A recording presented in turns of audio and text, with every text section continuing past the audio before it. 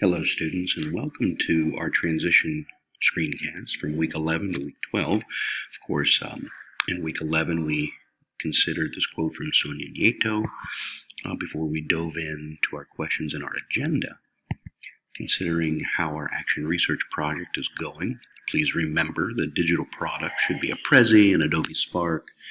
You might make an infographic or a collection of graphics, but it should be a digital product that's easily shared with a public audience. And that audience is educators. We're building action research and we're building plans for educators to take forward and use in their own classrooms. That's kind of the idea there. Now, we did a PBL workshop where we considered the TUBRIC as a way to create driving questions. Of course, I shared this with you in the module.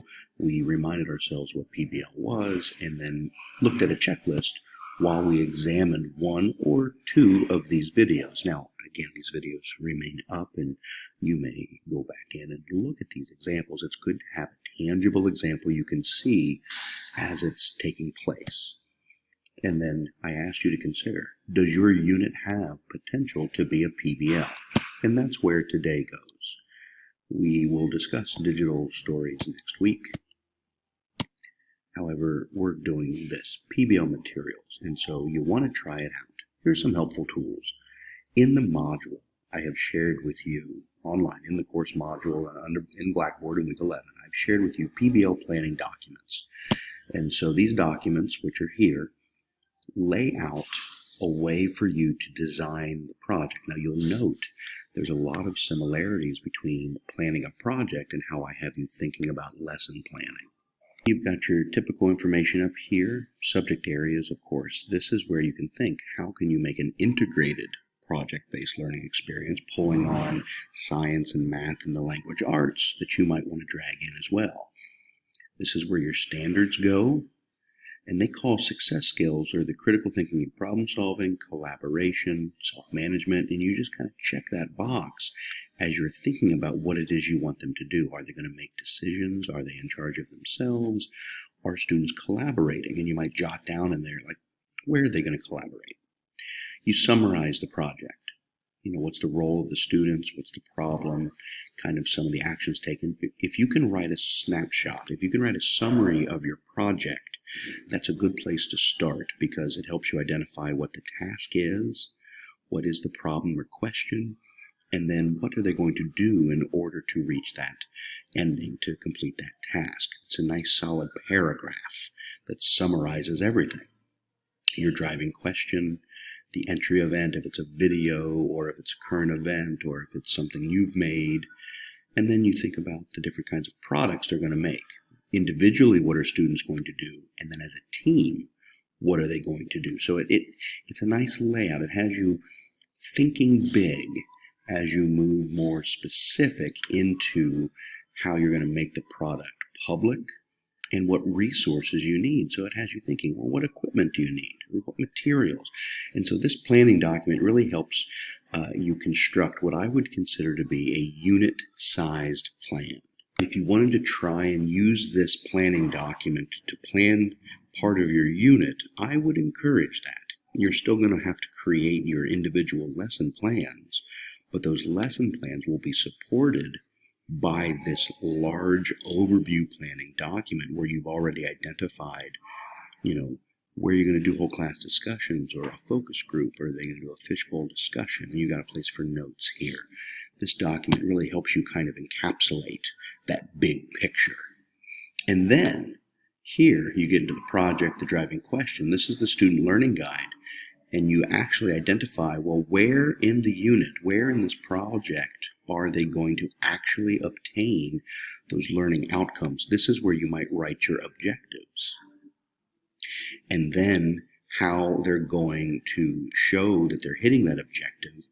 And then what's the strategies you're using? What are the actions taken? So this is just another way to look at your learning objectives in each of your lesson plans. Now, if you're wondering what that looks like filled out, I do provide you with an example of this. And so you can go in and see how someone else has filled out this planning document. Notice they're just making little checks. I encourage you to kind of think a little bigger than a check, but, am I doing this? This is what in this unit, in this project, what is it that we're going to do? And then here's how they break down their learning outcomes and checks and the strategies that they're using. And so we looked at this checklist in class, but what it does is it looks at this overarching document and it asks, are we obtaining the promise of PBL? Are we reaching those specific points of challenging problems or questions, that sustained inquiry? Is it authentic? Do you give students voice and choice? I feel that's one of the strongest parts of any project. Students have voice and choice, and they can reflect on that voice and choice. They can critique, revise, and produce a public product. While we looked at this checklist, and this is just a thumbs up, thumbs down, if you need a more specific rubric that looks at the quality of your PBL, we have that as well. And it's right here. And so this looks at each one of those thumbs up or thumbs down and says it either lacks, needs further development, or it includes. And this kind of gives you that specific language. So if you want to take a shot at this, if you want to see if you can't take the unit you're building and turn it into a project, I would encourage that, and I'd be happy to help you both fill out the planning document and see how you can fit your lesson plans into that project-based learning experience.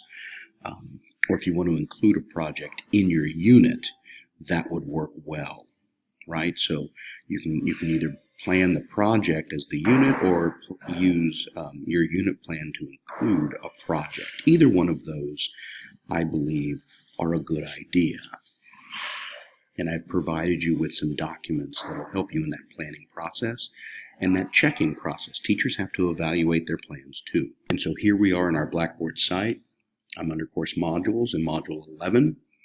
Here are the PBL planning documents. Here's an overview article just to kind of remind you. Here's a PDF of the document. Here's a Word format. This lets you type in it. I've got the example and the rubric. All of these are included in this Module 11 PBL planning documents. I do believe projects, when they're actual project-based learning opportunities, it's invigorating to both the teacher and the student. So really take it under consideration. But it does take a lot of planning and it takes a lot of time to put together. So don't be afraid to try it, but also don't expect it to go perfect the first time. It rarely does. Next week is Thanksgiving. We have class on Wednesday night. It's Module 12.